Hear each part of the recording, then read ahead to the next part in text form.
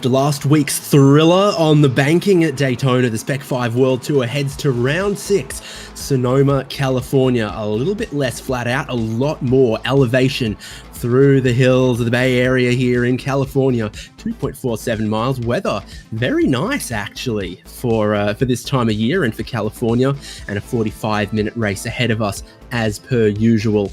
Before they can go racing, they've got to go qualifying. And thanks for joining us for HJBC coverage, where we're bringing you every race, even if we have to replay it, this season of Spec-5 World Tour. David Haynes here. Alex Albert joins me this week, as Devon is probably busy herding moose or something. And Michael Derby producing, bringing you all of the beautiful pictures, angles, replays, all of it throughout our coverage today. Alex, you and I know just a little bit about racing some MX-5s. There's 27 of them so far, looking like they're shaping up for today's grid. Well, that should be exciting, David.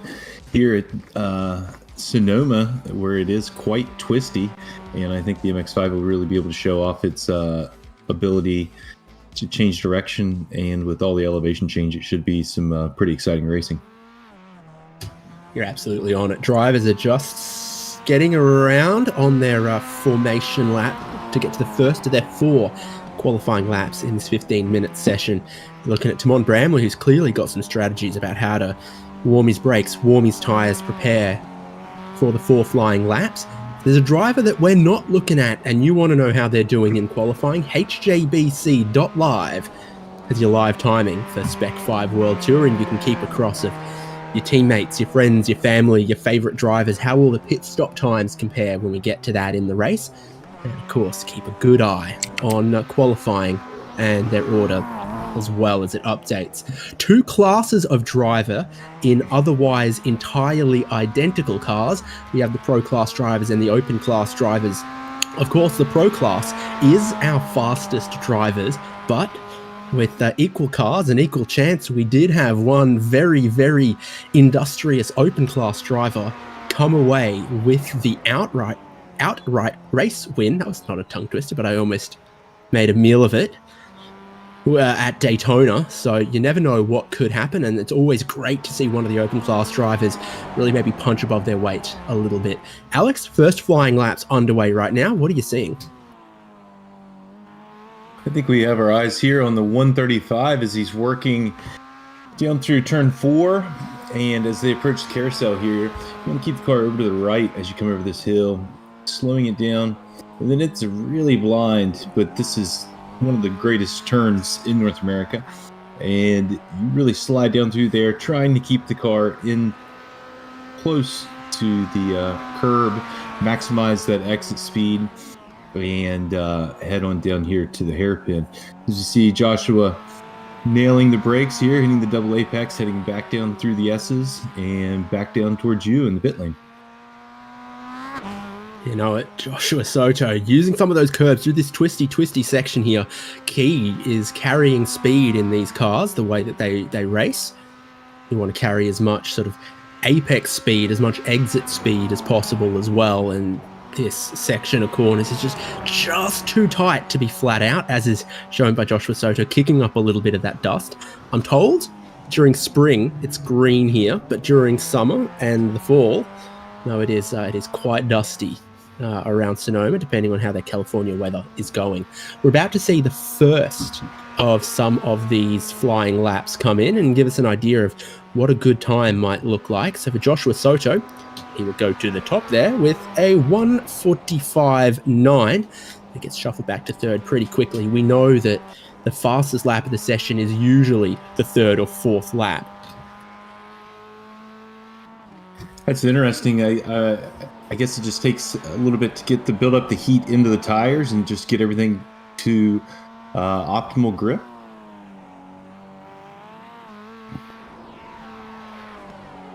Oh, wow, as we see Ian Giebler, they're sending it through turn 2, 3, really carrying a lot of speed here in the 404 Air racing car.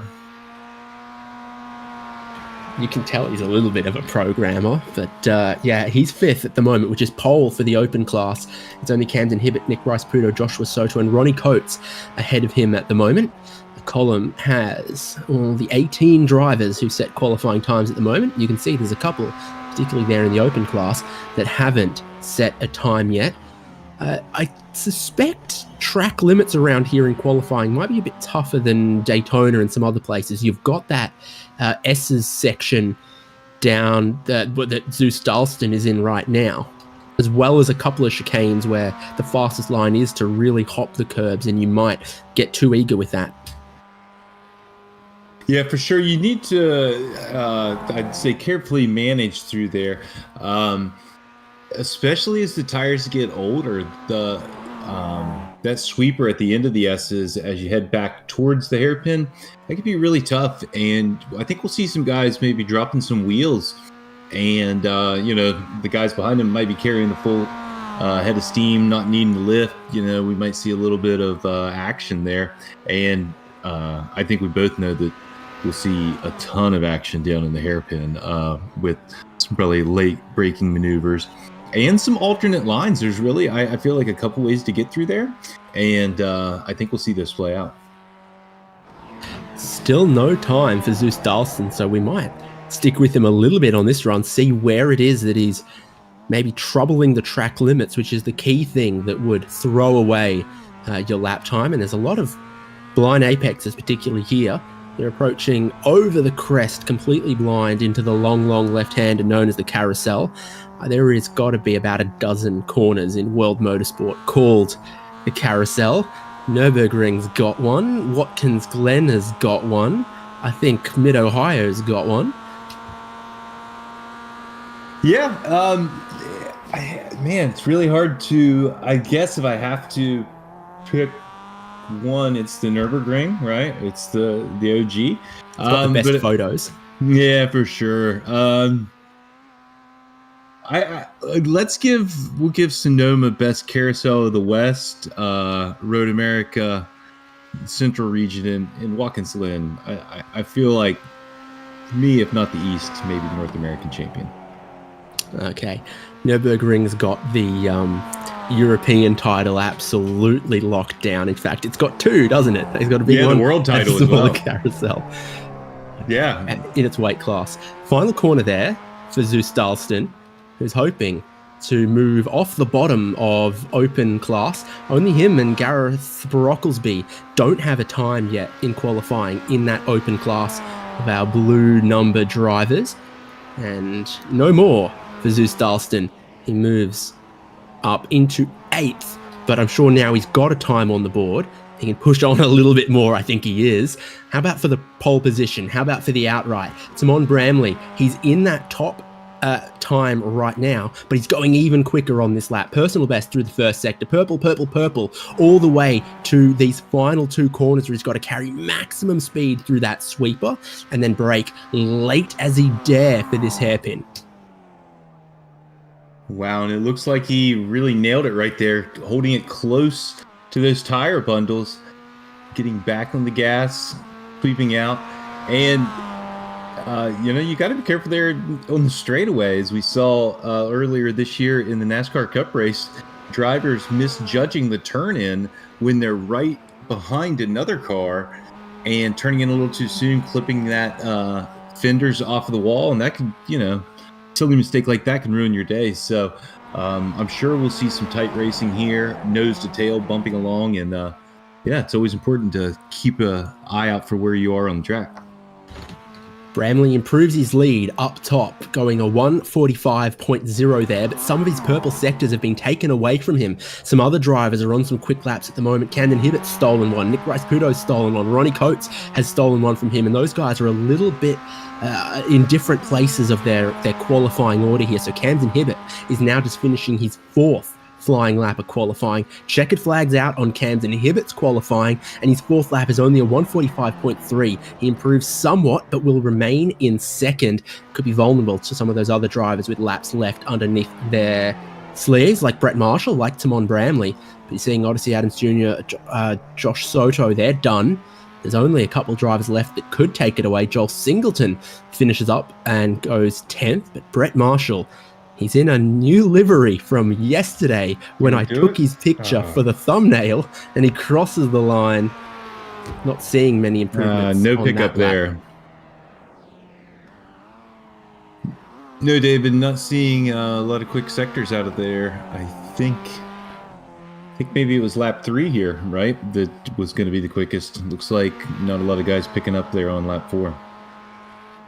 No, and Timon Bramley knew he wasn't up, so that was actually the end of his 4th lap there, where we saw him taking the pit entry, challenging pit entry here at Sonoma.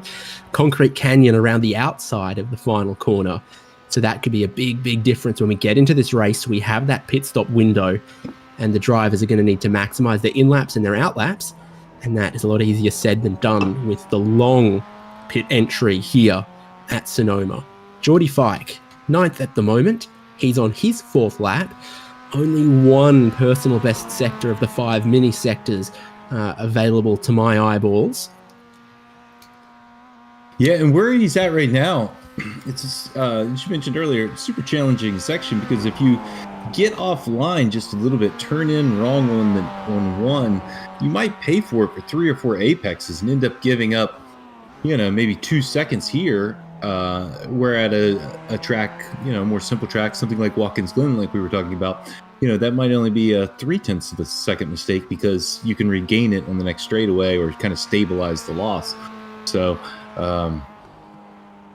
yeah, if a guy gets a little rattled back there through the S's, he can really pay for it. Geordie Fike fell within 1/10 of a second of improving on that 4th lap, but couldn't. So who's left on an alternate run here? Yeah, David Staub, for example, is 20th, just finishing his 3rd lap, which is a little improvement only to 18th. One more still to go. The other drivers with laps to run, I think, might be Michael Coates, Ray Lombardi, and Rui Coimbra. So there's a few cars that will be out there to the end of this 15-minute session. As we are watching Michael Coates here, he's on lap 3. We think this will probably be his quickest one, if it's anything like the rest of the field. Swinging through that high-speed right-hander that we were talking about, probably around 9,500 miles an hour, as he lines it up to stand on the brakes, aim it in, try to find his apex, start to roll back into the throttle, track it out here to the wall, taking a short path to the line this time. Is he going to go quicker, David? Not quite. He's got one more though, right? Yep. Another driver just within 1/10 of their best time, but not improving. And you see the trouble that the elevation poses around here as the rear stepped out at the top of the hill. What I'd be tempted to call turn 1, but is officially turn 2. And then here, it looks great from the TV camera, but you're blind from the driver's seat over some of these crests, particularly here up the top of the hill. And that is just on the grippy stuff. Rui Coimbra can be super quick. He's on a bit of a tight line into 2 there on this lap. When he has to tap the brakes very, very late past the apex. That's not optimal. Yeah.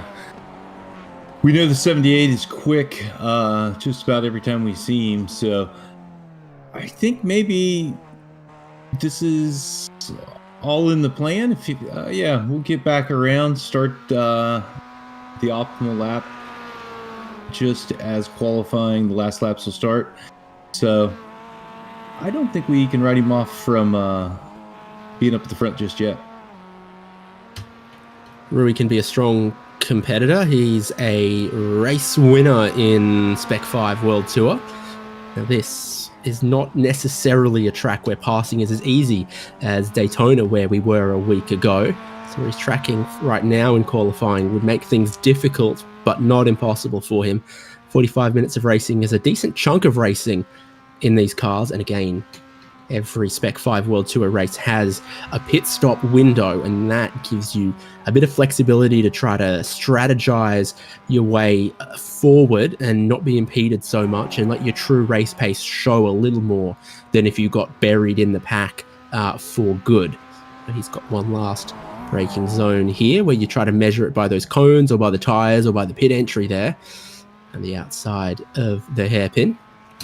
Yeah, advise not using the cones. Try to find something more permanent. Those cones might not make it all race. So he crosses the line, and Rory Coimbra is looking like he is done. And the best he can offer is a 1:48.0, which is a surprise to me. He's 27th. Where is the time going relative to the pole sitter? Is half it a second in sector 1, half a second in sector 2? Okay. Yeah. That's the end of 15 minutes. All right, David. Well, there's our lineup. Why don't you run us down? Grid's ready for Spec-5. World Tours round 6 from Sonoma. Timon Bramley takes the pole position from Camden Hibbett, Joshua Soto, Odyssey Adams, Ronnie Coates, Nick Rice-Puto, Brett Marshall, Michael Coates, Mitchell Peake, and Geordie Fike is our top 10. Underneath their number boards, you see the red dash. Those are all pro-class drivers. So is Eugenio Polici in 11th. Your open class pole sitter is Joel Singleton, denoted by the blue and the O. Brian Jabelski and Trevor Roy are 13th and 14th. Then Ian Giebler would be second open class from Lee Martin, third in the open class. Sean Hayes, David Starb, Greg Mack, and Zeus Stalston are the top 20. And then we've got Andy Kosick, Johnny Mauro, Ray Lombardi, Orlando Harrell, Paulo Coimbra, S. Greenwood. Okay. He's got no first name on this one. Rui Coimbra is the last driver with a qualifying time. Gareth Brocklesby has none, and he's the 28th MX5 here in Spec-5 World Tour. Full pace lap, scenic tour of wine country coming up for Sonoma. Yeah, such a beautiful area, and maybe if iRacing gets a rescan, we can maybe when the rain comes, it'll finally turn the grass green, like you mentioned, because some of the pictures that we see from here, whenever the Lemon Series, for instance, is racing here, it's very beautiful and green. But today it'll be more like the Cup Series weather, nice and hot. And I think that we might see some people do a little bit of off-roading, a little bit of dust might fly, David, and I think the action's going to start right there at the bottom of the hill in turn 1, because it can kind of bait you into thinking it's wider than it is. Every corner around here has just a little bit of surprising challenge. There's the drag strip. Remember to get on Google Maps, look at the street view, because you can look at 2 street view cars drag racing each other on the drag strip here at Sonoma. There are some weird Google Maps features in the Bay Area on account of how many Google staff interact with all that kind of stuff. Are you a Sonoma wine trolley or Napa Valley wine train kind of guy? I think a trolley sounds like fun. Not much of a wine guy, but I reckon they'd have some beers. I think their hospitality would allow them to accommodate you. And that pace car driver is brave, because he follows the speed limit no matter what. 60 miles an hour. Is it a hairpin? He's doing 60. Is it flat out and straight? He's doing 60. So he's tough to keep up with in the corners, and he drags a little bit in straight line. I would love one of those RVs on the inside of the carousel there. You would have one hell of a view across not only that corner, but a lot of the circuit around here. Up the top of the hill, I reckon, is where the good views are. Oh, yeah, for sure. You can watch them probably from the hairpin, down through the S's, back up here towards this hairpin. Oh, yeah, for sure. And this section of the track here, a bit of a double apex hairpin, really high speed. Once the tires wear down a bit, we'll see some guys push out wide, some other dudes able to hang it on the inside, and then maybe some converging vectors there towards the exit. It's about to heat up on track in more ways than one because track temperature has climbed a couple degrees since qualifying. The server time is about 11:30 in the morning, so still the full heat of the day to come. It's not going to cool off as this race goes on. It's only going to heat up, and that's another reason why the drivers, most of them, were on track early in qualifying. The best conditions were right at the start. It wasn't going to cool off. It's about to get very, very hot at Sonoma for round 6 of the Spec-5 World Tour. The pace car is in. Simon Bramley has got the pole alongside Camden Hibbett, and they're ready for a green flag to get 45 minutes of racing underway. The back of the field making its way through the hairpin as the leaders get towards the start straight. The green flag waves, and Camden Hibbett might have gotten a good start there on the outside line. Odyssey Adams has got a mega start as well. He's pulling out a line a little bit, but he's about to get sandwiched alongside Nick Rice-Prudo up to the top of the hill. Tyres still cold for everyone. They're slipping, they're sliding about, but the pole sitter gets away with the race lead, and he's going to leave all the shenanigans in his wake. Yeah, very clean start there. Looks like everyone got through the first couple turns nice and clean. Getting single file here, continuing the race nice and clean, and the leader starting to stretch out just a bit on the rest of them. About to go over the crest and down in towards the carousel. There's a couple drivers getting pretty close here, like second and third, and some of the rows behind. And the slipstream, maybe it starts to play a little bit as they come out of the carousel. Okay, there's the track limits for Nick Rice-Prudo in 4th. Odyssey Adams behind him, and then Ronnie Coates behind him. You can pass someone here, trying to take a different line through this double apex hairpin is Odyssey Adams so that he doesn't get boxed in behind Nick Rice-Prudo. Meanwhile, it looks like Ronnie Coates starting to come under a bit of attack from Michael Coates, spelt differently, pronounced the same, inseparable on track for maximum confusion.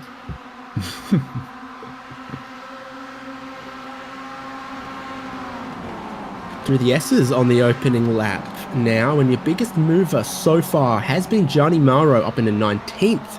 3 positions gained on the opening lap. Rui Coimbra's gained 3 as well, like we would expected. We know he can have really quick race pace. Don't know what was going on in qualifying, but he'll do his best in this 45 minutes of racing. And Nick Rice-Prudo has also made up a couple spots from 6th on that grid into 4th. Through the hairpin for the first time they go. It's looking good for Simon Bramley at the moment. Yeah, he's working his way to build quite the lead. Nice and tidy as I say that, he goes out and just kisses the edge of the track. They're throwing it up on 2 wheels. But Camden Hibbett chasing hard from 2nd. Oh, someone's gone wide just behind this, and then Michael Coates has a moment. So Odyssey Adams went wide, and Ronnie Coates got past him, and now Michael Coates has had a little bit of a moment. Let's look at this here. So there's Odyssey just running it in wide. Coates gets past, and then other Coates, yeah, he gets it sideways there as well. Ends up side by side with Brett Marshall there, rocking the purple. Yeah, I think it looked like Coates just got a little bit loose there, maybe on the brakes. Couldn't tell if he got any help, but good to see everyone got away with it and back underway. Andy Kosick has been the next victim of Rui Coimbra's charge through the field, but no, Kosick's managed to just hold him off as Coimbra got side by side. Look at Coimbra in red moving around, trying to take a different line through these S's so that he can set up his exit on the highly reflective, maximally mincy machine of Andy Kosick. Yeah, Andy's cars always do look very nice. Oh, and minty, and as we see Roya go off the track, able to not lose any positions and keep right on the bumper of the 50 car at the apex, losing a little there on the car on the corner exit. Yeah, so a big off-road run there for Coimbra right as he was about to set it up, and Odyssey Adams is losing another spot just further up the road. Now Michael Coates gets through a couple of times. This car has gone wide, not gotten to the apex, and others have managed to get through. So Michael Coates gains a spot, and then he immediately runs it off the road. It manages to get back on just in time to get the car slowed for the corner, or does he? Now he's off the road. There's super sticky grass and dirt out there. You can't carry speed through it like you used to be able to. Odyssey Adams gets it back. Brett Marshall's trying to go around the outside on the carousel, and the rest of them are sort of watching on behind. No grip off the line there for Brett Marshall, though. I tell you what, this sort of third lap, it's starting to heat up. For sure. They don't want to waste any time. We're 5 minutes in, but here we go. That was some of the stuff we talked about early in the race, pushing in a little bit too hard in that double apex. The 22 losing a spot there to Coates. So back and forth, Michael Coates and Odyssey Adams Jr. at the moment, and it's creating a big lineup, a Napa Valley wine train behind them of, Mitchell Peak is next, and then Brett Marshall, and then Geordie Fike, and then Joel Singleton. And you see the track limits on the exit here can be a bit of a struggle, but under attack down the inside will go Mitchell Peak, trying to have the short run through this little hairpin. It's just not working out. He's discombobulated a little bit, Odyssey Adams. It's like he's gotten into this race and then lost his force feedback, or he's gotten dirt on his tires and he just can't get the grip back under him. It's just not matching what you'd expect to see after that qualifying. It's not tidy like it ought to be. No, and I think Brett Marshall has taken note of that and is ready to try to take advantage of it here as we see him close in as they approach turn 3. And what I mean to say by some of this is it's not slow, it's just a little untidy, a little clumsy, and that keeps offering an opportunity to some of the cars behind to maybe try and pass him. State of the race now on lap 4 is your top 4 are getting away. Ronnie Coates is in 5th.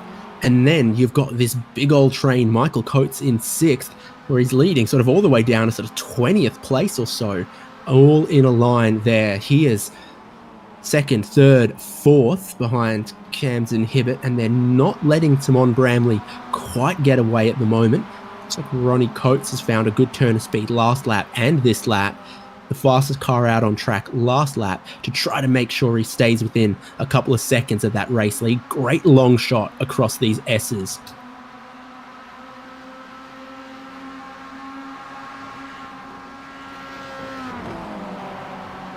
Yeah, it looks like second place was a little bit quicker, David, there on that last Actually, lap. It looks like 5th place was quickest but went off track, and it didn't count as the fastest lap, but he still gained ground.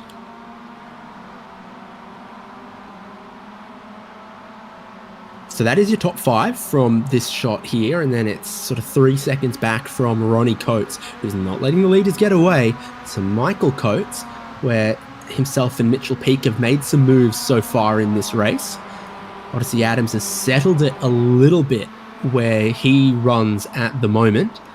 Rui Coimbra has finally picked off Andy Cosick, and he's got a couple of other drivers lined up next. We might get one here offline up the top of the hill in front of Rui Coimbra is Ray Lombardi. Then running off the road, Gianni Maro. He had been the big mover. Now he loses some spots. Yeah, and this is kind of what we knew might happen, David. It's a risk-reward track, right? You push in too hard, and sometimes it's really hard to tell with the elevation change. It's blind, and it unweights the car, and there we saw it again, slid off, and then, lost a ton of time.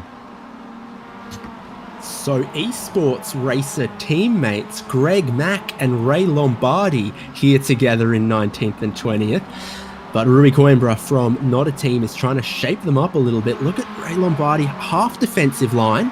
Now, Rui Coimbra looks to the inside, can't get the nose in, tries to bet on Ray Lombardi running wide. Doesn't work just yet.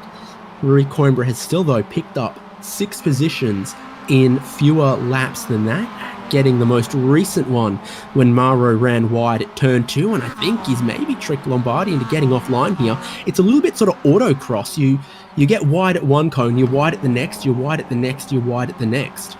And the only way to get back online is to slow down, or to stop the bleeding, and no one wants to do that. So here we go, a little side-by-side action in there. Yep, tidy work there. Inside line for the hairpin. Good chance to outbrake, keep your level side by side, and then work that position through the corner and get up into 20th for Rui Coimbra. Now 7 positions gained. Not all that far away from the pit window opening. I wonder who is positioned where they might benefit from pitting earlier. I don't think it's anyone in the top 5 here, but definitely anyone who feels like they're being held up. Maybe like Rui Coimbra. Maybe if there's someone in that next group, like I don't know if Brett Marshall thinks he's got a lot more speed than he's showing, or even Odyssey Adams, whose qualifying was really, really good and has just looked a little uncomfortable in the pack. Yeah, that's what I was thinking. Maybe Odyssey Adams might want to just kind of reset, go ahead and take the stop now. But as we both know, if you stop sooner, you're going to have to carry more weight around for longer. So if possible, I think the default stance would be to try to stay out when they can. If you're going quick and things are going well, you want to stay out. If they're not, you might want to change it up or reset and come in a little early. That's sort of the way you normally think about, the strategy. If things are good, why would you change the status quo? Absolutely right. And sometimes that's all you need for a reset is strip down the pit lane, let you get your breath, and you can go back out there and attack it without the other same cars around, and kind of hit it with a fresh mindset. As you see, the most getting tapped from behind, taking the ride there. Dalston making the move from the top rope there, and is looking like he's going to try to give that one back, and indeed he is. A misjudgment under braking in the pack there, and he does turn Andy Kosick around. Those drivers both racing for positions in the open class as well. Open class at the moment is led by Joel Singleton from Lee Martin and Ian Giebler.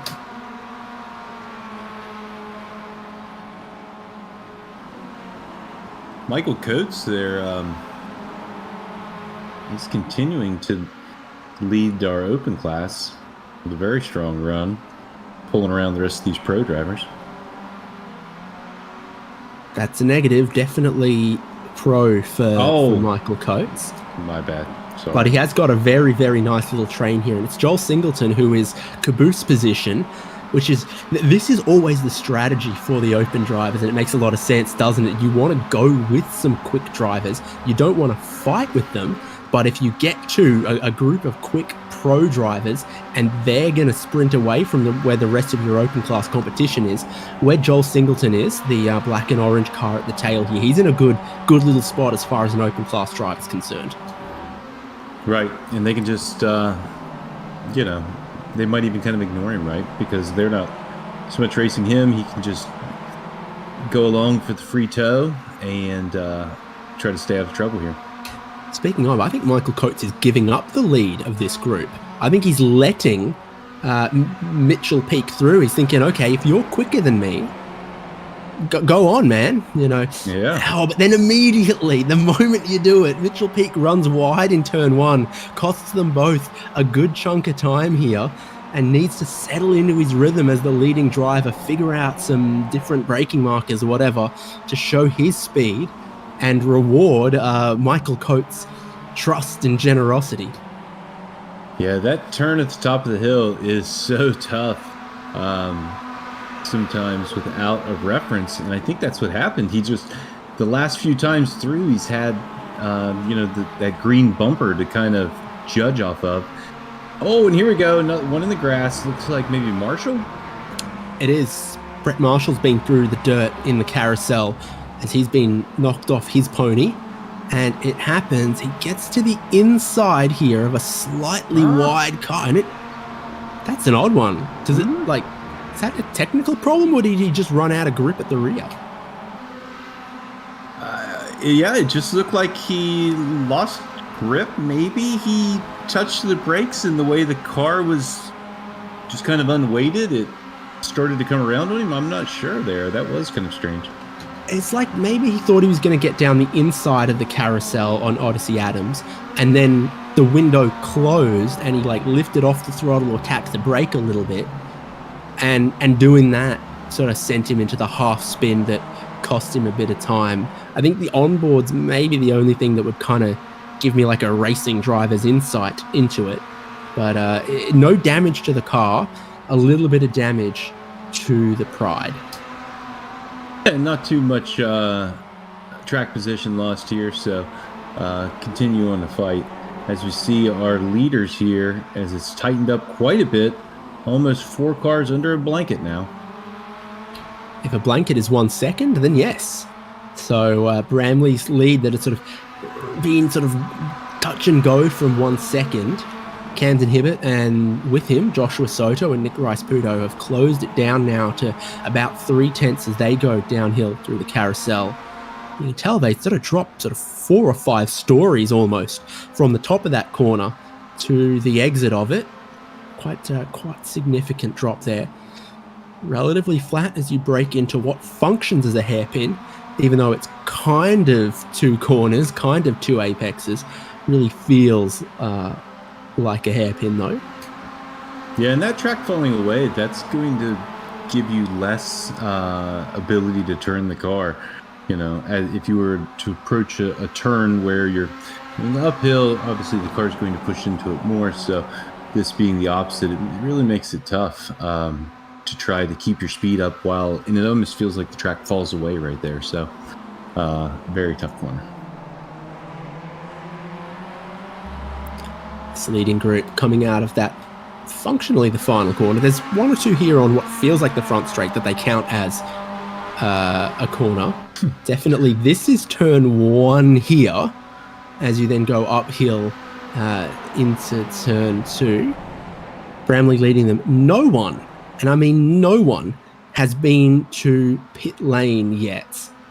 So everyone still running except Gareth Brocklesby's off the lead lap. Other than that, everyone running, everyone on the lead lap. Joel Singleton still leading open class, and you're looking at the pro class group for the lead. I was going to say battle for the lead, but there's no point yet where these 4 have looked like a battle instead of, say, a convoy. Yeah, I think it's a lot of just keeping up. You know, at this point, the leader's shown to have a lot of pace. So I think the rest of the guys are just trying to keep up with him right now. And, you know, everything's going pretty well. These guys are still sending it pretty hard. I noticed there at the high point of the circuit, I think it's around turn 4. You know, they're all sending it through there on 2 wheels. So, yeah, I think this track is pretty abrasive, though. I wonder how much fall off we'll see as the race goes on, and if we see, you know, varying tire strategies, how much that's going to play out.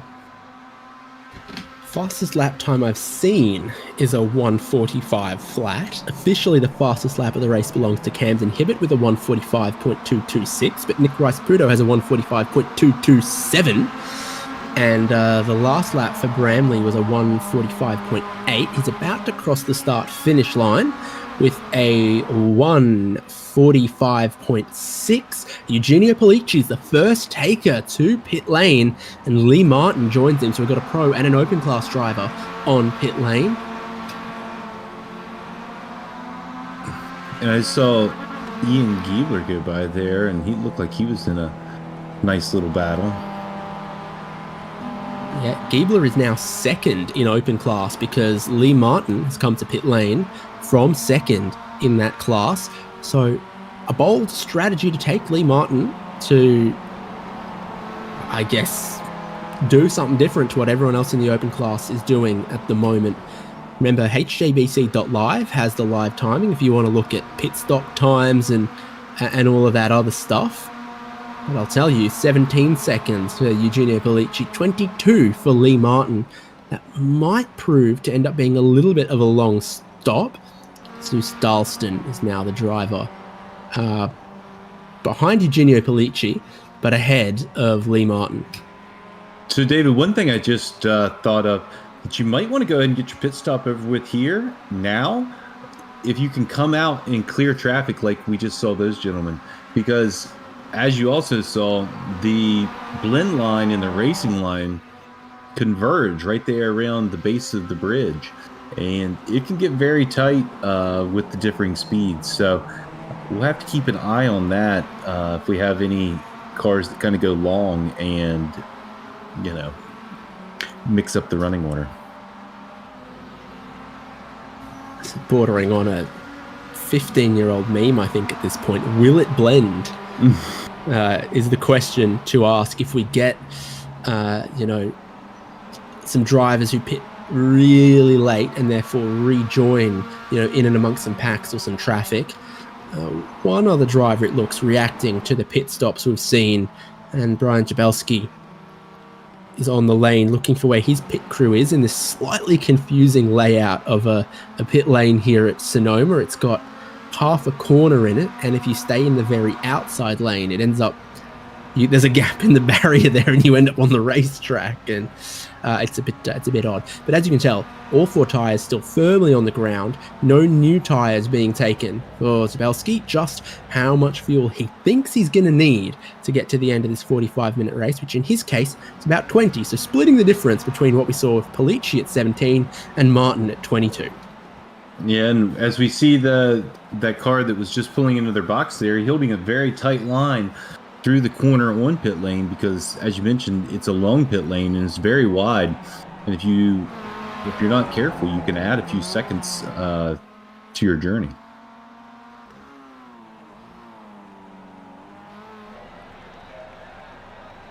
Apparently, Will It Blend is actually 17 years old, which has dealt me psychological damage just now. Zeus Dalston, though, what on earth's going on with his pit stop as far as the tyres are concerned?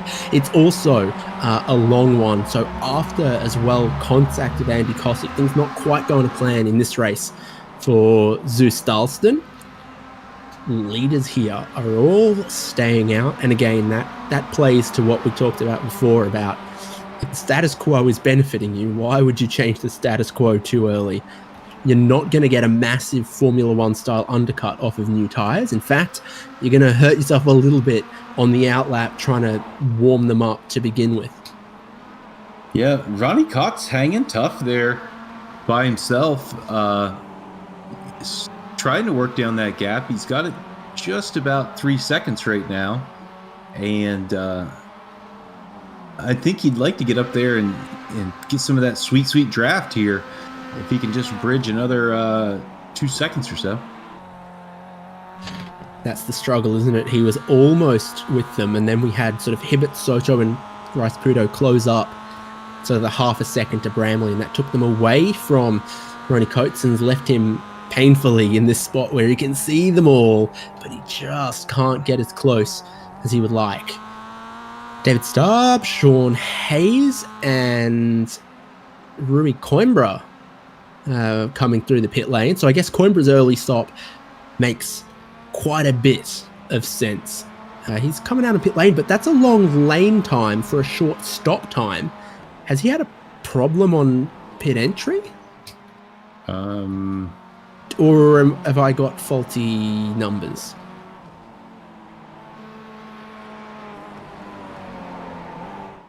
Yeah, it looks like maybe almost 10 seconds slower than some of the other cars. So, officially the pit lane time doesn't start until here. And where do you lose? He's qualifying will have had him in the 20th pit box, and he's missed it. He's used to qualifying in the top 5. He's not used to starting the race in 20 something position, and he's shot past his pit crew and some. Yeah, that's tough, David.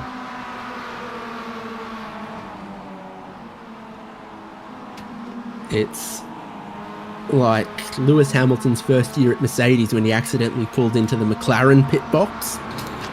I don't know, you're used to being up the front of the grid and then suddenly your mechanics are in a different spot. It throws you off. And of course, where your pit crew are changes from practice and qualifying to the race, because in the race, the pit stalls reorder based on the qualifying times. We're looking at Eugenio Pulici here. Ooh. Shallow on the entry, very oversteery on the exit. That ain't how to do it, and he's gone and parked it. Yep. Guess he's had enough for tonight. Wow, as we see our leaders, that's a great camera angle, ripping through there. Tire right over the camera. Fourth car in the group, hanging it out in the dirt. Everyone on the brakes, little stop and go here. Some great racing in this nice drone shot. The best thing about our helicopter is it knows how to focus the camera as well. But a lot of pit callers behind our leaders, they all stayed out. Ronnie Coates stayed out, but Mitchell Peake, Michael Coates, Odyssey Adams, Geordie Fike, Brett Marshall, all these pro drivers coming in. Joel Singleton, the open class driver who was with them, stays out and ends up a little bit alone. But it gets a little busy on pit lane now. Just crossing 20 minutes to go. About a lap ago, passing the halfway point of the race. And this is what I mean about the weird pit lane, right? Is there's 18 pit stalls here, and then the rest of them behind that, there's like a big break where the Comcast tower is. And then some of the drivers, like Rory Coimbra, are in that other segment. Race off of pit road here then, looking towards that blend that Alex so clearly laid up for us early. And it is a race off the pit exit, but you got to pass between the blue cones. And so Odyssey Adams just in front of Mitchell Peake, who's looking for a track position. Odyssey runs a little bit wide. Geordie Fike's watching on. Michael Coates had a bit of a slow stop, ends up behind these guys here as they're racing on their outlap. Wow, this is some great racing, David. Those guys, they're not waiting for anything. They're racing right up the pit road side by side. 4 of them back here together. This is wonderful. Mitchell Peake is the best placed car of those that are stopped, and the leaders are coming in now as well. 1 lap afterwards, all 4 of them in a line through that canyon of a pit entry around here. Now, they all qualified inside of the top 6, so they're not expecting to see their pit crew in this section of the pit lane. They're looking to get around that corner and find them in the next section. Similar thing happens with the endurance pit lane at Spa, where the pit boxes are broken up into 2 very, very distinct segments. Zeus Dalston, his second time on the lane. He's sitting there, and he's the last car on track right now. So some dramas for Zeus Dalston. But how much fuel do our leaders want to take? Everyone behind's coming in as well. So Ronnie Coates, Nick Rice-Puto, Joel Singleton, Trevor Roy, everyone but Ian Giebler looks like they're coming in at the moment. Crossing 15 seconds of fuel for Timon Bramley. 16, 17. He might get beaten by some of these guys behind who had a chance to slipstream. Joshua Soto jumps them all, and therefore Bramley just in front of Hibbett. A little bit of traffic for them on the outlap here as well. Yeah, we thought it might be people going long with the blend, but it was just our leaders blending into the guys that went long. It was the other way around. But yeah, this has certainly mixed it up here a bit as we see Soto trying to make a run for it. Yeah, so very close to the leader on the pit entry, slightly quicker fuel time. Joshua Soto takes the net race lead. Now going to put Orlando Harrell between himself and the drivers that he's actually racing. We know Orlando Harrell's very, very heads up about these situations when he's in a little bit of traffic. He doesn't want to impede. He doesn't want to be the star of the show in this occasion. So when Bramley and Hibbett and others get close enough, he's going to let them through. But it's just sort of a symbol, really, of what a rapid stop Joshua Soto has had, that for at least a brief moment here, Orlando Harrell sits between him and his main competition. Other car in front here, Ray Lombardi, hasn't stopped yet. And Giebler hasn't stopped yet. Yeah, I think that maybe even the bigger story is what we see with Hibbett and Kotz. You know, they were the big losers on that. I think they lost more than Sato gained. So Giebler comes in, Ray Lombardi stays out, Orlando Harrell goes in, but Joshua Soto doesn't like this. He was looking down the inside, and now he sees Ray Lombardi run wide. He'll get past him. And there's Bramley and Hibbett that still need to clear. Ray Lombardi, who hasn't stopped yet in this race and will need to at some point. Your race leader now, Joshua Soto from Timon Bramley, as he gets through. And Camden Hibbett will not want to wait at all to stay in touch with the race leaders.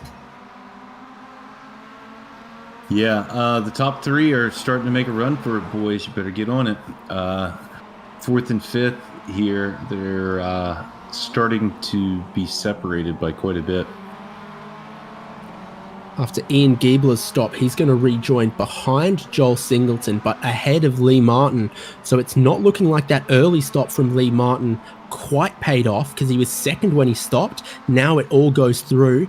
He finds himself third in class, and also a long stop, a big fuel drop for Nick Rice-Puto has dropped him from fourth to fifth. Again, once it shakes out for the only car left to pit, Ray Lombardi. You're paying those European gas prices, or the California gas prices even. I guess that's how you do it.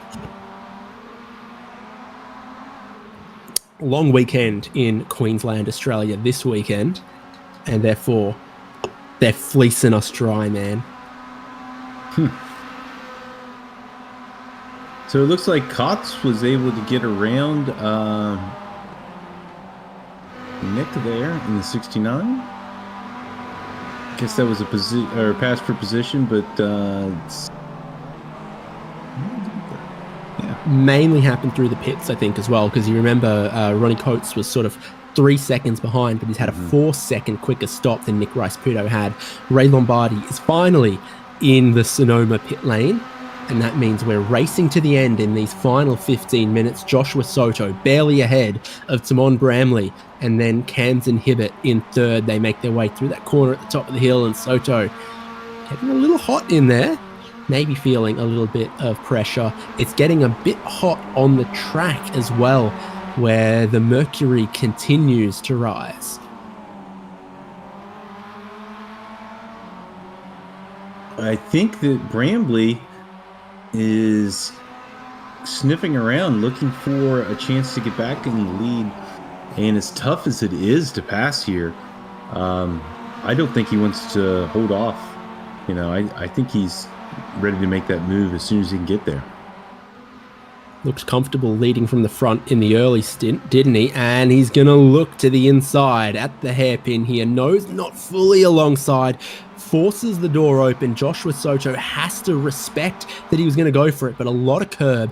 Very, very tight line from Timon Bramley. And it means he's going to not only not take the race lead, he's going to get shoved back to third through these S's as Camden Hibbett, the young Spec Miata racer, moves up into second place.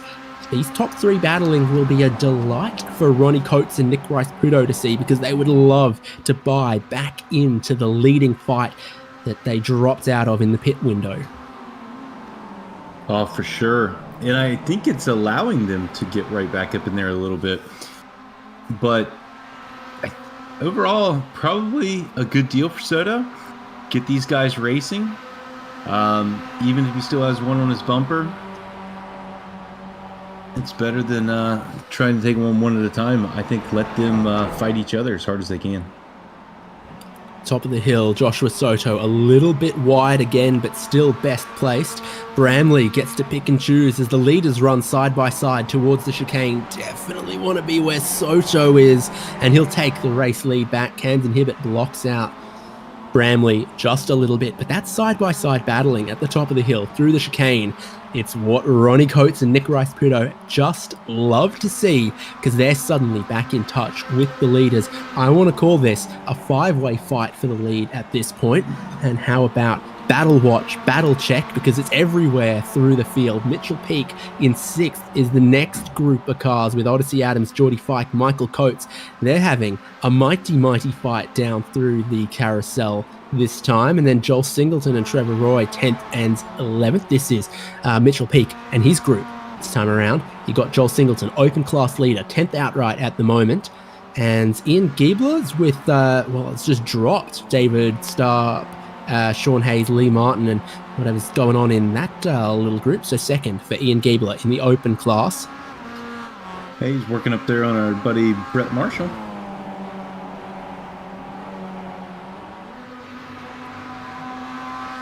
It sure is. So a lot could still happen in these little spots there. This is back with our leaders closer than ever before, specifically Coates and Rice Pudo as well.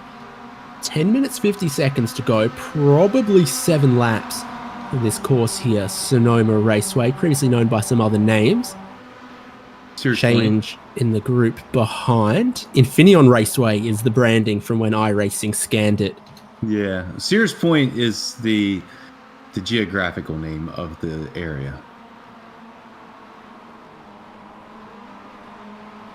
The track itself is not far from the bay, and you can go right out to the ocean. It's, as Dave mentioned, a wine area and very wonderful.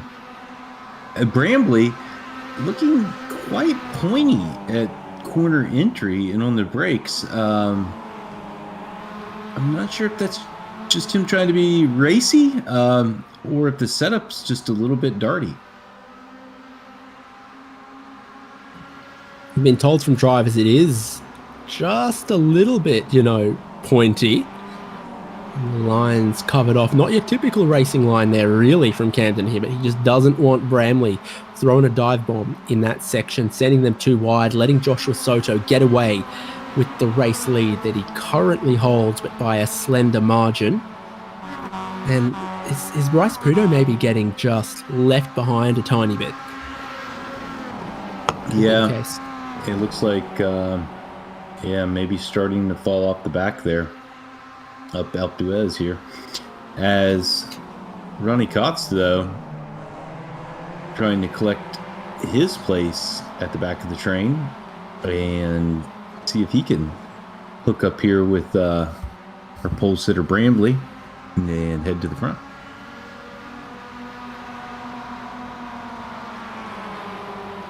It's all about the games at this point now. 6 laps to go, 9 minutes to go, and where and when do you pull the trigger? Do you try to pass? Do you try to battle? Maybe it's not quite yet. This is Mitchell Peake. He's in 6th from Michael Coates. Him and Michael Coates went side by side for about 5 corners last lap, and Mitchell Peake was just able to hold on. Jody Fike and Odyssey Adams wanted not a whole lot to do with it. It's reflected in the lap times, where they lost about 3 seconds last lap in this pack. Yeah, this has been some great racing. Oh, there we go. A little bit of contact. Jordy Fike.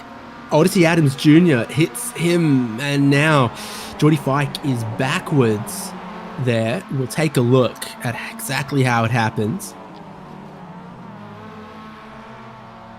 He just missed his braking point, I think, and yeah. Leaders side by side live right now, and Joshua Soto just hangs on. Camden Hibbett tries to chop back in a line so Timon Bramley can't leapfrog ahead of him. Ronnie Coates, he is fully bought in, fully paid up member of the lead pack. Nick Rice Pudo is still 3.5 seconds behind them, but if they keep that up, you can drop 3-4 seconds battling around here, and Hibbett's got to defend again from 3rd place, and that sends him deep into the final corner. He gets into the side of the race leader, Joshua Soto, sends him around. Rice Pudo's going to get around, and now Camden Hibbett leads and is getting away. My oh my, drama at the final corner. We'll have to wait till we can get another look at that one. I've seen this happen before. You're looking in your mirrors, you're trying to cover off the guy behind, you get in deep, you hit the guy in front. He's looking in his mirrors, and donk at the apex. I don't think so. I think maybe I think he might have turned across to nose there. I think 2nd place kind of had his nose in there, and maybe the leader turned across, and I think it was just converging lines. I think 2nd place would have made the corner and stayed on the curbs. Looking from Camden Hibbett, who was 2nd place, he was looking in his mirrors right here, and then he gets in. There's like a 1/4 of a second there where you think, oh, Soto maybe should leave the line open, but at about the point Soto starts turning into the corner, there's no overlap, so it's real touch and go there for me, to be honest. But we are not race control. Camden Hibbett leads the race by a second at the moment. Whether that puts a little question mark on him from that one. Bramley's gotten through in a second. Coates in third. Joshua Soto's been sent back to fourth alongside Nick Rice-Puto. They are not at all at risk of being caught by sixth place because they've already had their shenanigans, their battles, their side-by-side through the tricky, sometimes technical, sometimes blind corners of Sonoma Raceway. We are 5 minutes from the checkered flag. 3 or 4 laps, a little touch and go. How they calculate that one.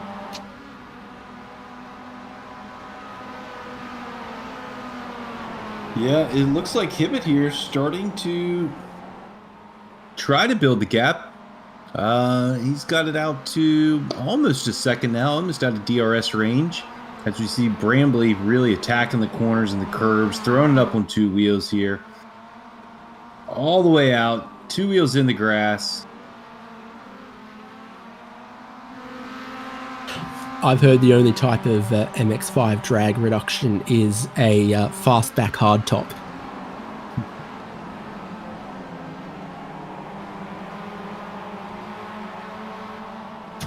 Maybe hanging on that one. It would certainly look good on one of these. Yeah, so I mean, I don't know. Already have don't offer. They've got the RF for this generation is the closest you can get factory.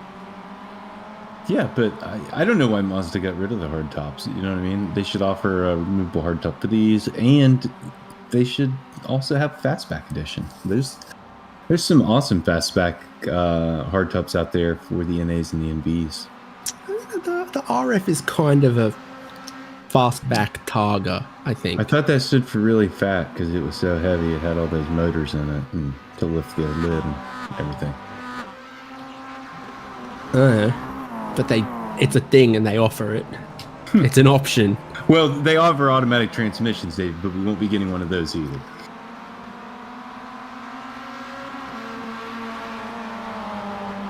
So, touch and go if this is 2 or 3 laps to go based on the race pace of the leaders.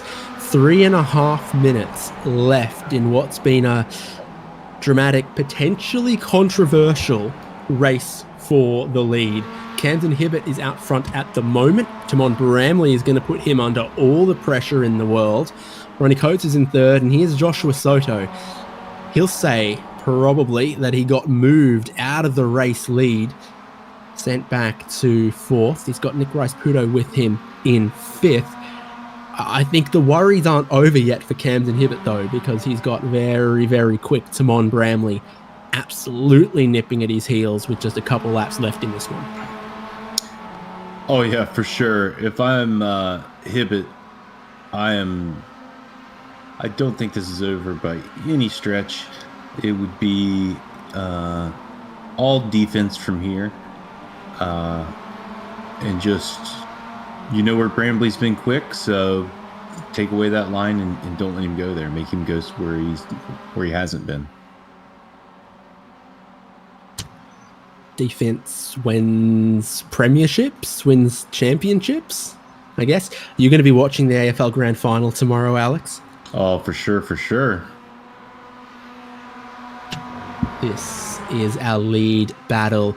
The lap times are 1 minute 46, and look at how much time is left on the clock as they navigate the final corner. Don't think it's the white flag this time. I think Hibbett's going to have to hold on for 2 more laps. They are plus or minus 10 seconds on how many laps this race was going to go.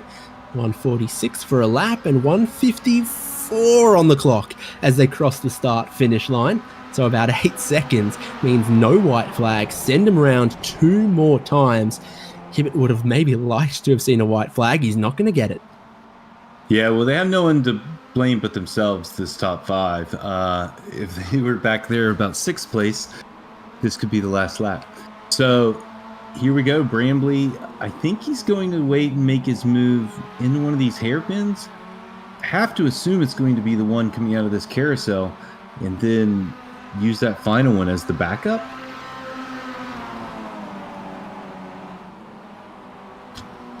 Very pointy and right on the nose there for the 8 car. I've noticed that more than the others. I noticed the brake lights kind of coming off and on as he worked his way through the corner. So he was rotating the car a lot more on the brakes than maybe Cam's Inhibit was.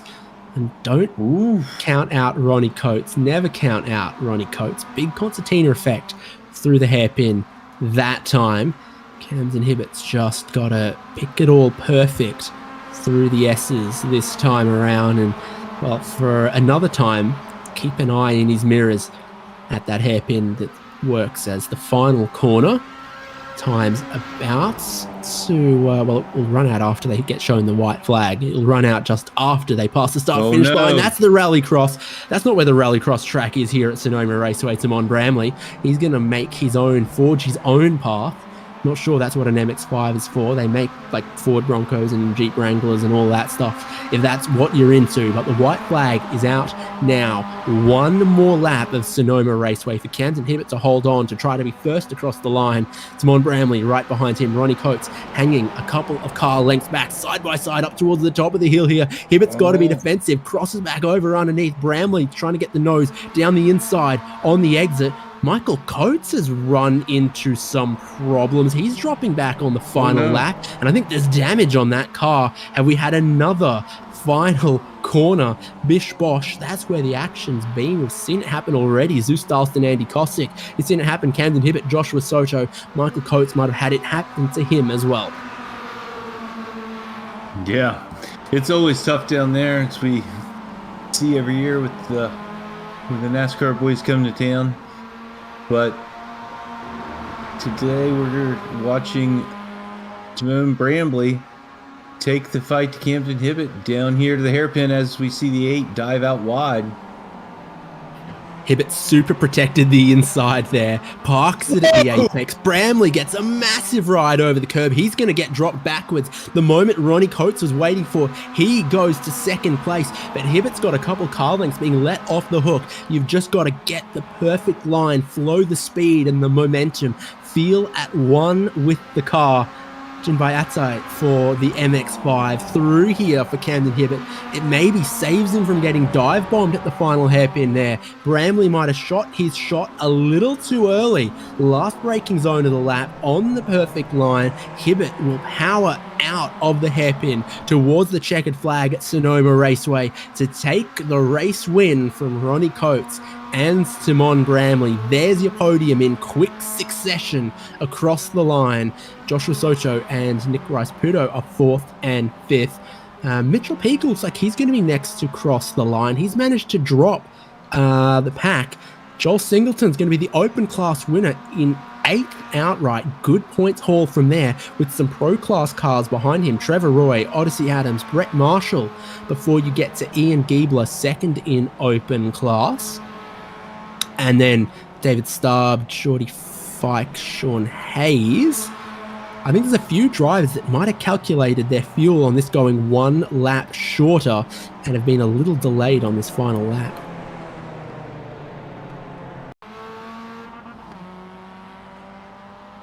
So, you're on the drag strip there, Mr. Coates.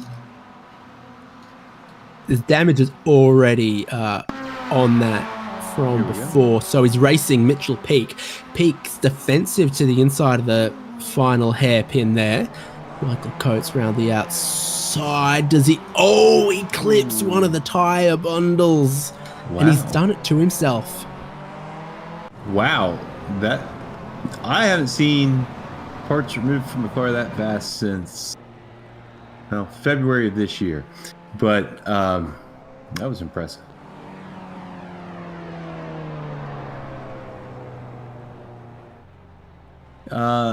Producer, could we get a shot of Bramley through that? I think he had 4 in the air there at one point after the results here. we've got a lot to get to as we wrap up the action of Spec-5 World Tour Round 6 at Sonoma. Camden Hibbett took the win from Ronnie Coates, Timon Bramley, Joshua Soto, Nick Rice-Puto and Mitchell Peake. You see Joel Singleton there. In the end, 7th outright. Great result. Trevor Roy, Odyssey Adams and Brett Marshall, the top 10. Then Ian Giebler, David Starb, Geordie Fike, Sean Hayes, Lee Martin, Brian Zabelski, Greg Mack, Ray Lombardi, Andy Kosick, Orlando Herald, Paolo Coimbra, Rui Coimbra. I think with the last cars on the lead lap, Michael Coates ended up 1 lap down, and then retirement, Sue Stylston, Gianni Mauro, Eugenio Polici, Gareth Brocklesby, and Greenwood, Steve Greenwood, maybe someone else Greenwood, never took the Lee race Greenwood. start. Sorry? Lee Greenwood, he's a famous American singer. Okay. Now, we're looking at what you requested. You were after the final lap at the hairpin, Alex? At the double apex then, where he launched it in... Yeah. Let's see if we can get that last lap desperation from Timon Bramley. You know, what do they say? You don't want to die wondering. So he's in second. He goes for the race win. Doesn't get it. Ends up going back to third. Alex, what did you see from this? I guess I saw more of the apex than Bramley did when he turns in here. I think he just tried to close the door and just launched it there across the curbs. That was awesome. Great save. Kept it on the pavement and only lost 1 position. Now, they do launch rockets from California. Bramley, you get more grip when they're on the pavement. But, I mean, you've got to give it a go, don't you? That's the racer mindset. Yeah, I think he was just trying to get in there and protect that second place and then missed his turning point. But great racing tonight. Take another quick look at the results here as we try to get our class winners from Sonoma. Open class was Joel Singleton. Can I see him? No. All right, well, we'll go to Camden Hibbett. Pro class winner, Camden Hibbett. We'll get the elephant out of the room first of all. What did you see with Joshua Soto? Yeah, I don't know. I haven't gotten a chance to look at it in depth yet. I was thinking he was early on the brakes. I wasn't planning on going for a move there. I definitely did not want to get the lead that way. So I haven't gotten a chance to look at it yet, but I'm sorry, Josh, to end your race that way. I thought I had, from what I could see, my initial thoughts were I had position on him. It was a little bit late, but it was a racing deal. I don't know. Yeah, I'm not gonna make a claim, if you will, on who's at fault, in my opinion, just yet. But other than that, it was pretty good racing tonight. Definitely pretty clean other than that incident. It was kind of a struggle. Super hard to pass tonight. I don't know if it was just because of how this track flows and not a ton of drafting straightaways. It was super slick tonight. So definitely a fun, it was a tough race. It was definitely a bit of a twist from what we're used to in this league. Yeah, so from, a week ago, Daytona, it's all about being part of the pack and, you want to leapfrog, you want to make sure your little group is going as fast as it can. Here, a lot less passing. I think a lot more blind corners as well. Yeah, definitely more elevation. There's probably 3 or 4 that I'm thinking of right now that are either blind crests, blind exits. I mean, it's super sketchy. It is an awesome track to drive. I wish we would have ran the Cup Historic, but beggars can't be choosers, I guess. But yeah, fun racing. Definitely a change from last week. Last week, I hate to say it, but it was pretty much luck based, and whoever put themselves in the lucky spot coming out of the bus stop. And this is more of a racing type track. You gotta actually work your way to the front before the last straightaway if you want a shot at winning. But yeah, it's really fun tonight. Well, congratulations to you once again. What's happening in the world of Camden Hibbett racing wise? So today we just got done with the Racing Prodigy selection show. Wasn't selected, but we are time attacking. I don't know if that's a word, but I'm making it a word for the PRL Chevy Silverado Cup. So hopefully to make it into semifinals and finals with that, and if not, have another chance at the selection show. Real world wise, Spec Miata is kind of shut down for this season. Hoping to go down to Florida, Sebring or Homestead this winter, and then running some Spec Miata and whatever else opens up next year up in the Great Lakes region. So yeah, looking forward to get next season started. Probably going to be a little bit of time out of the car this winter, but that's the way it goes when you live up in Ohio. So. Yeah. So then a bit of a whiplash in the Spec-5 World Tour schedule, because next round we go to Silverstone on the classic Grand Prix layout. I think that's going to be pretty high speed as well, but very flat and probably a lot more fish and chips. Yeah, I don't have a ton of experience. I don't even know that I own the track yet for Silverstone. Free content, Legacy. Oh, okay. Oh, it's Legacy Silverstone. Okay. So yeah, don't have a ton of experience with it. Actually, I think I ran one of my first Spec-5 races was there. So I take that back. I have a little experience, but not recent. So definitely spending a pretty good chunk of time practicing for that this week. But yeah, it should be good fun. I know the new version of Silverstone is pretty high speed, like you said. So yeah, should be good fun next week. Hoping to have some more tight racing. And again, I apologize to Josh Soto. I never want to race that way, and I never want to end a competitor's race, especially racing for the lead with 10 minutes to go like that. So. Well, congrats. We'll see you in a week's time, and we're sort of right into the thick of Spec-5 World Tour action. And I'm sure you've taken open class before. You're looking for that pro class this season. Yeah, and I have not. I went straight to pro. I've been second 3 seasons in a row. At the end of the championship, I believe that it's close. Second the last 2 seasons at least. I know that. So definitely still looking to finally break through. I know it's pretty tight between me and Ronnie, and then I think Timon is right there as well. So it should be a pretty good points battle heading into the final stretch of the season. It'll be spicy, that's for sure. Thanks so much for joining us. Thank you. See you guys next week. Now, for whatever reason, our open class winner doesn't want to come and chat. No Joel Singleton. So that's going to wrap us up then, Alex. Good race from Sonoma. A couple little question marks, but I guess it shows it was a track where you had to work to pass. And when you got to do that, they're not all going to be tidy. Yeah, for sure, David. It's a tough track, definitely a driver's track, and we talked about that in the pre-race, and most of our predictions came true.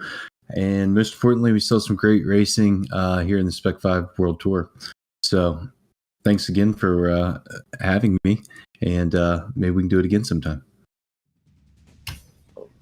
Beauty. So that's everything. Spec-5 World Tour Round 6 from Sonoma. We're bringing you every race of Spec-5 World Tour this season weekly on HJBC. Wherever you're watching, do remember to subscribe.